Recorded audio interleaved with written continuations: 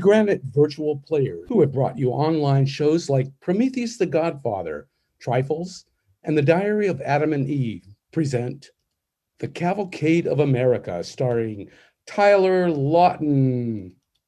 Oh, wow, thank you. Wow, it's so... Well, anyway. Well, good evening. This is Tyler Lawton. Tonight's cavalcade is called South of Cape Horn. When you hear it, keep in mind that it happened 200 years ago. It's a true sea story with a surprise ending. A deep-sea yarn about superstitious sailors and ghost ships. The time of our play, 1820. The place, a home in Stonington, Connecticut. Well, there you have it, Mr. Palmer and Mrs. Palmer. I'm taking a fleet of 8 vessels down after seal. Your son Nat served me well last year as mate in the Hercelia, and I think he's ready for command. Oh, fine, Captain, fine. You're giving him the Hercelia, then? Well, no. I want Nat to take out the sloop Hero. The Hero? Oh, why, man, you can't mean what you're saying. The Hero, indeed. Why, no boat that size could last 10 minutes south of the Cape. They were talking about me, Nat Palmer, and I knew it. How dare you? Maybe I shouldn't have listened outside the door, but I wanted that little sloop. I mean, I wanted her very much. So I listened to my father and Captain Pendleton in my mother's neat parlor. Oh, I know the boat's on the small side, Mr. Palmer. On the small side? But we need a fast, shallow draft boat for scout service. We'll be searching out new seal islands and speed. Small is she? Why, she's no bigger than a pumpkin seed in a high wind. I'm a shipbuilder, sir, and I say it'd be murder to send my son 9,000 miles in that. Ooh, that slop jar. Now, Nathaniel. Oh, be quiet, Mercy. 1 foot freeboard she has. 1 foot. Old right for Long Island Sound, maybe, but just... Now, Nathaniel, don't get all worked up. I'm sure Captain Pendleton knows what he's about. Thank you, ma'am. Mrs. Palmer, do you mean to say you want your son and mine to go hooting off to the South Pole in a leaky old cockle shell? No, I don't. But I expect Nat's got his mind set on it, and he's just as stubborn as his father. Besides, it isn't every Stonington boy gets to be a captain at 20. All right then. We'll leave it up to the boy. After all, he is a Connecticut Palmer. If anybody can do it, he can. Good. Oh, and speak of the devil. Evening, folks. Captain Pendleton. Nat? Yes. Son, do you know what this is about? Yes, sir, I do. Do you think you can take the sloop Hero to the Seal Islands and back? You know the boat, boy. Yes, sir, I know her. She's tricky to handle, but there's no vessel bigger than a skip I can't take anywhere on Earth and back. Well, when do we start, Captain?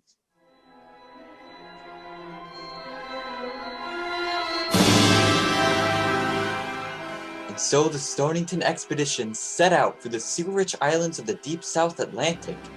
There were 5 brigs and 2 big schooners, and then me and the little Hero, like the terrier at the heels of 7 Great Danes. Off Block Island on August 1st, 1820, I took my departure and set my course. We had a crew of 4 in the Hero, with Phineas Wilcox as mate. What's the course, Captain? Southeast by east, Finn. Southeast by east she is. We'll let the Irishmen take the wheel. Hey there, O'Toole. Aye, sir. Take the helm, O'Toole. Jump to it. Yes, sir. Very good, sir. How am I doing, Finn? I declare, Nat, you sound like you was born to be a sea captain. Oh, well, maybe I was, Finn. Maybe I was.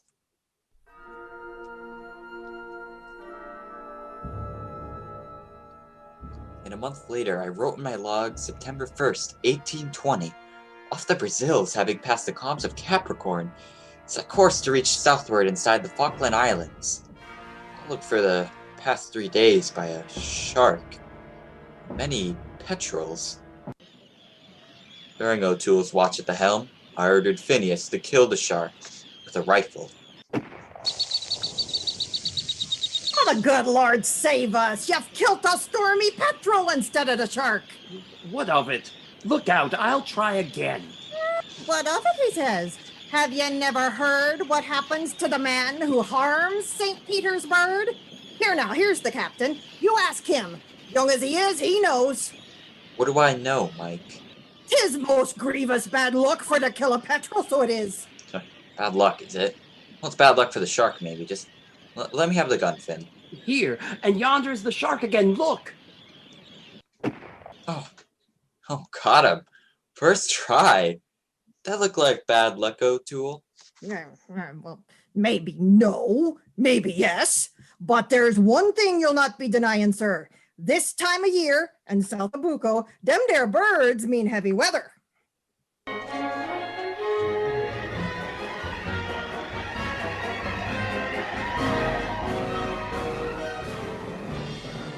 October 1st, 1820, in latitude of Cape Horn.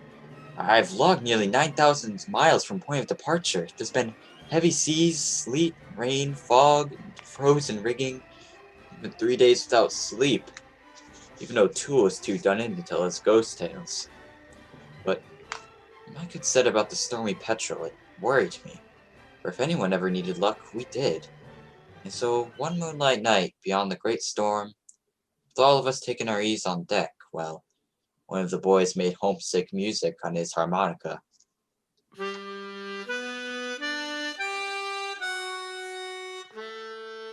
Mike. Yes, sir. About the petrel we killed. Think nothing of it, sir. 'Tis past and gone. Listen now to the lovely music and how it talks of home. But, Mike, you were right about the weather. Maybe you're right about bad luck. What is the story? Since you insist, then I'll tell you. When a man is lost at sea, one of them great little birds it is what bears off his soul to the throne of grace itself. But, mind you, if the man has killed such a bird, there's none left to honor his poor lost spirit, and so he must wander up and down and across all the 7 seas in a ship full of ghosts like the likes of himself until the judgment day.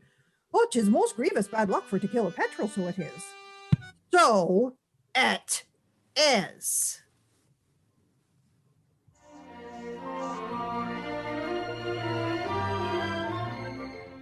November 12th, 1820. I reached rendezvous at Ragged Island only a day behind Schooner Express, the last of the fleet. Reported to Captain Pendleton. Well, boy, you don't know how glad I am to see you. I promised your parents I'd keep Yes, an eye on I you. know. Just, maybe Father is right. You're not discouraged, boy. No, but don't you think, sir, you'd better stop calling me boy? You've done a man's work, huh? Yes, I can see you have. All right, Captain Palmer. There's more such work to be done. Yes, sir. I have disappointing news, Captain. The Britisher that was here last year, the Santo, well, she must have spread the good word. There's been a fleet in the islands before us, and we are going to have to scurry for seals. I want you to take the Hero out again and search for new seal beaches. In the course, sir. Due south, Captain Palmer. Due south.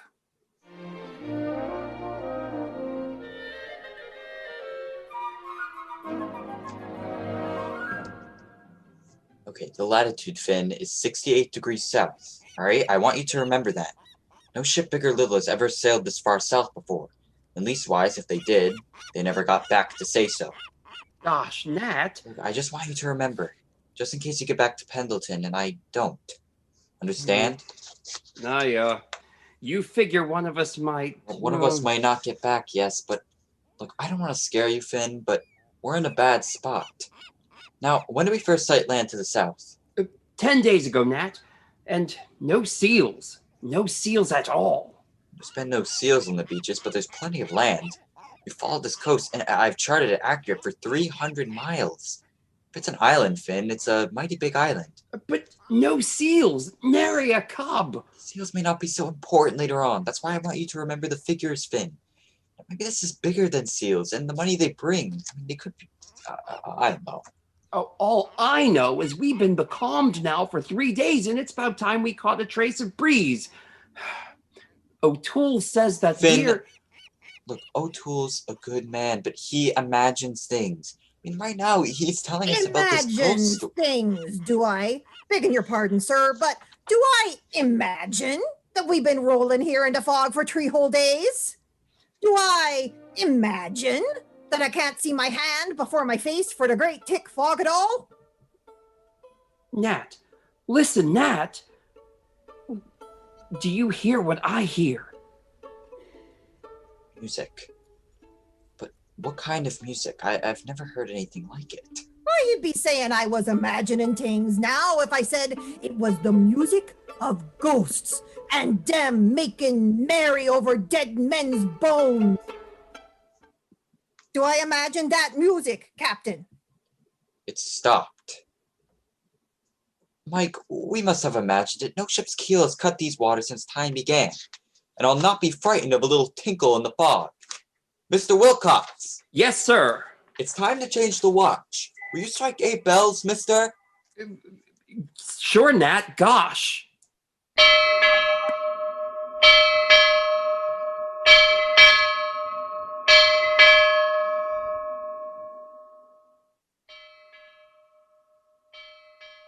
There. Did you hear that? No, Captain Palmer. A ghost ship. That's what it is. A ghost ship out there waiting for us.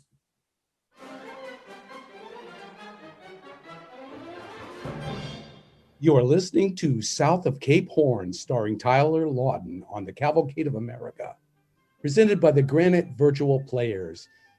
And now a word from our house manager, Warren Usey. The Granite Theater began as a church in 1849, built in the iconic Greek Revival style. However, the building has been used as a theater since the 1960s and was lovingly restored in 2000 through the generosity of Paul D. Lynch, Thomas F. Black, the Kimball Foundation, and Stuart Pucci. The Granite Theater established nonprofit status in 2012 with a threefold mission: to provide year-round, high-quality live theater, develop and deliver theater education for all ages, and to act as a steward of the Granite Theater building to preserve this iconic and historic building. We know this year has been hard on everyone, but we have all managed to pull together and lean into the change. In July, we made the jump to Zoom and have plans to continue our virtual shows in the new year. We are currently mentoring students from local high schools to help them achieve their educational goals despite the pandemic. Tyler Lawton, the star of tonight's show, is one of them. To continue to show our support and dedication to the community, we have partnered with other local nonprofits to donate a percentage of our proceeds. The Granite Theater still needs your support, now more than ever. We are determined to continue to adapt and provide our audiences with quality entertainment as long as we can. Please consider making a tax-deductible donation today by visiting granitetheater.com. That's theater with an R-E, granitetheater.com.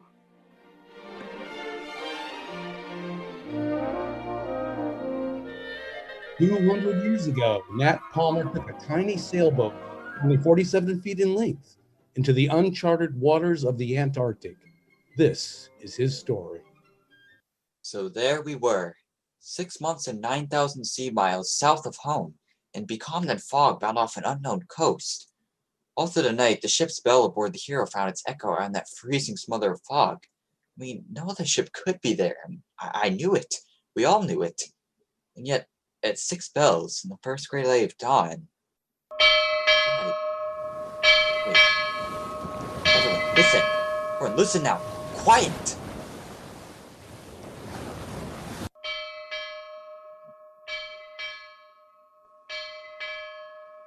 There it goes again.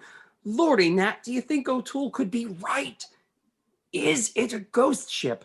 Nat, what are we going to do? Just wait. It's all we can do. Wait, but hold on now. Is that a bit of a breeze? Oh, it is that. That's just what we need. Look, rouse up the men, Finn. We'll get underway at last. Look, the fog's clearing a bit. I can see it is. Just get the men. Yes, sir. O'Toole, Nelson, all of you, all hands on deck.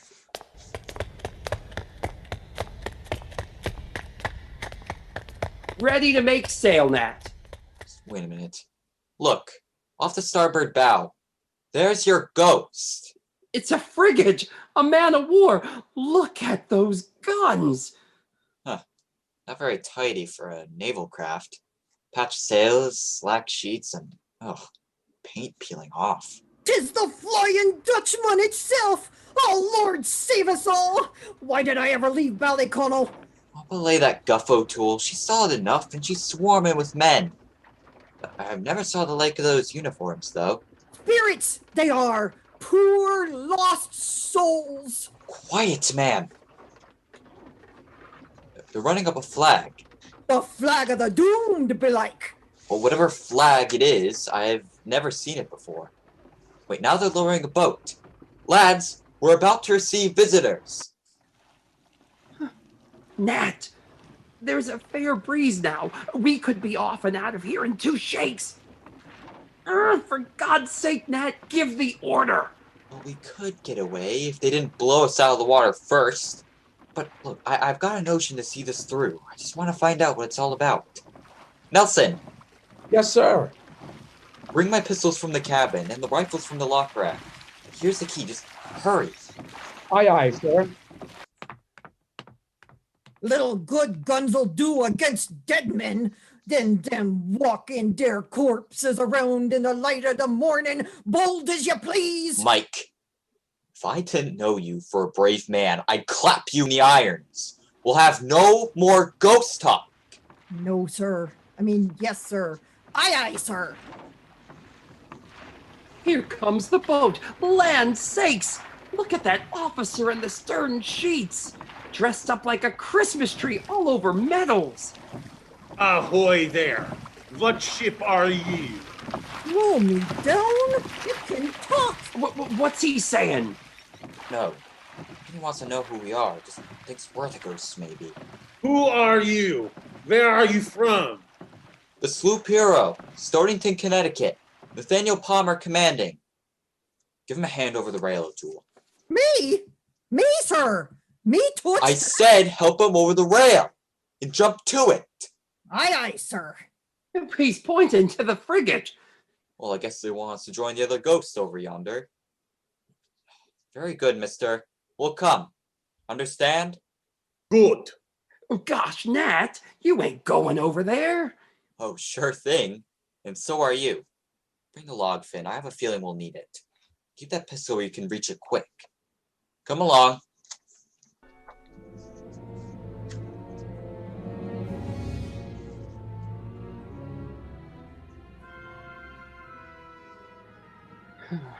Sloppiest vessel I ever saw, Nat.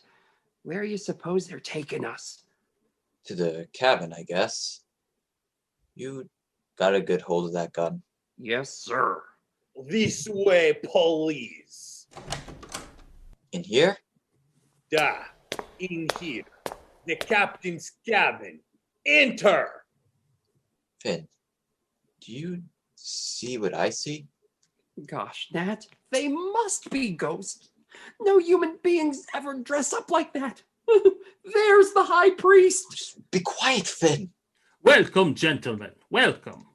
Oh, you speak English? But certainly, I have spent many years in London. Allow me to present myself. I am Captain Fadil Tadeusz von Bellingshausen, commanding the frigate Vostok in the service of His Imperial Majesty Alexander I, Tsar of all the Russias. And you, sir? Captain Nathaniel Palmer, commanding the sloop hero out of Stonington, Connecticut, USA, in search of seal. Do you mean to tell me you have journeyed this far south in that little shallop out there, no bigger than the Vostok's launch? Yes, sir. We sailed from Stonington in August 1820, 6 months ago. Wonderful, wonderful. May I present my officers? Lieutenant Rimsky, Lieutenant Parfin, Ensign Sumarov, your escort, Ensign Kirillov, and Lieutenant Pavlov.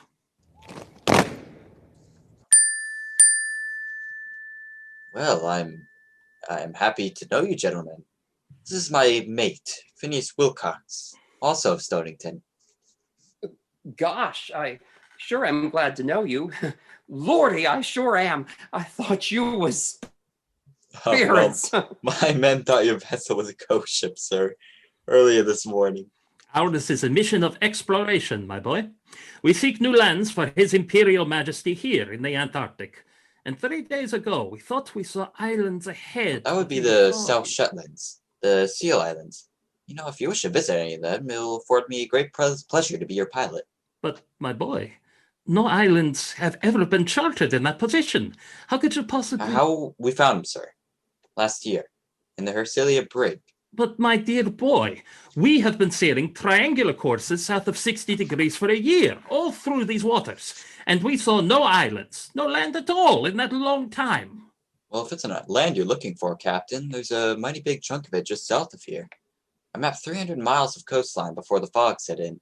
I never did see the end of it. Captain Palmer, may I examine your charts and your log, sir? Certainly. I brought him along. Had a hunch somebody might want to have a look. Finn? Here you are, Nat. Captain, you'll find the new coastal charts in the back. Thank you, Captain Palmer. I shall ask the steward to bring in tea and vodka.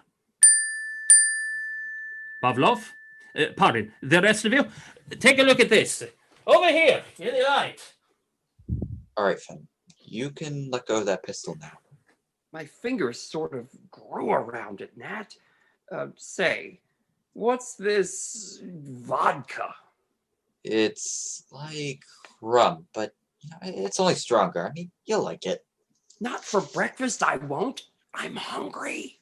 Captain Palmer, sir, if this map is accurate, and I can see that you're a meticulous workman, sir, you will soon be a famous man. And I must report to my Imperial Master that my mission has failed. Oh, my sir, I didn't realize you were on a Captain, mission. what is your greatest ambition, your fondest hope? It's to build fine ships, sir. Fast ships. Faster ships than anyone else has built before. I'm certain you'll accomplish that aim too in time. But destiny has touched you early, boy. So very early. I'm afraid I don't understand, sir. Captain, for 2 centuries, geographers have believed in the existence of a South Polar landmass. I have been one who so believed, and I have devoted my life to exploration, dreaming that I might one day find this long-imagined land. That was my secret mission, and my heart's desire. You have been my anticipator, Captain Palmer. Well, Captain, I guess I'm sorry. Ah, Ivan, you're just in time. Take each of you a glass, gentlemen. I shall give you a toast. Captain Palmer, Leif Erikson had his predecessors, his anticipators, and all their names have been lost to history. We do not know for certain the identities of the original great discoverers. You, my boy, will be alone in your fame. Gentlemen, charge your glasses. I give you Captain Nathaniel Palmer, discoverer of the Antarctic continent and the first continent finder whose name will be known to all the world. Zdravie! Well, thank you. Cheers. Cheers. Ostrovia. Great jumping. Gosh almighty. And that is how a continent was found. The Russian captain was right. This continent finder's name is known to all the world. Today, that part of the Antarctic continent he found is known as Palmer's Land. And the Russian captain was right on another point, too. 23 years after the cruise of the hero, in 1844, at Brown & Bell's shipyard in New York City, there was launched a beautiful ship. One of the loveliest objects ever fashioned for utility by the hand and brain of man. She was called the Hoopoe, one of the first clipper ships launched upon the seven seas, designed by Captain Nathaniel Palmer of Stonington in Connecticut.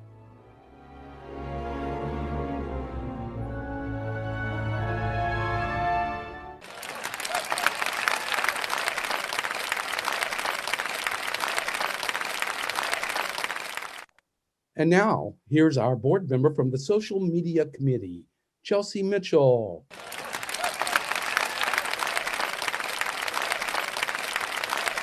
Thank you all so much. Thank you. So our co-presenter this evening was the Stonington Historical Society, who provided us with the script and the portraits you're seeing for our production this evening. Headquartered in Captain Nat's own house, the Stonington Historical Society's mission is to preserve, interpret, and celebrate the history of all of Stonington. They offer year-round programming, 2 beautiful museums dedicated to the maritime legacy of southeastern Connecticut, and a research library with access to records dating back to the 17th century. To find out what's coming up next, head over to their website, stoningtonhistory.org, and click on the Programs and Events calendar.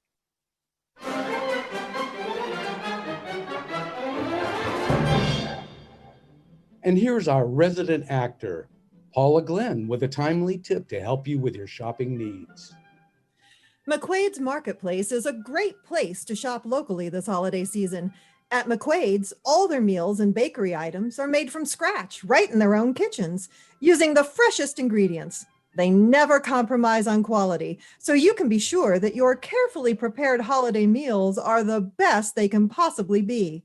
McQuaid's Marketplace has 3 convenient locations in Westerly, Jamestown, and Mystic, and are open 7 days a week, starting at 7 a.m. Support local businesses this holiday season. Be sure to stop in and check out their weekly specials or visit mcquaidsmarket.com.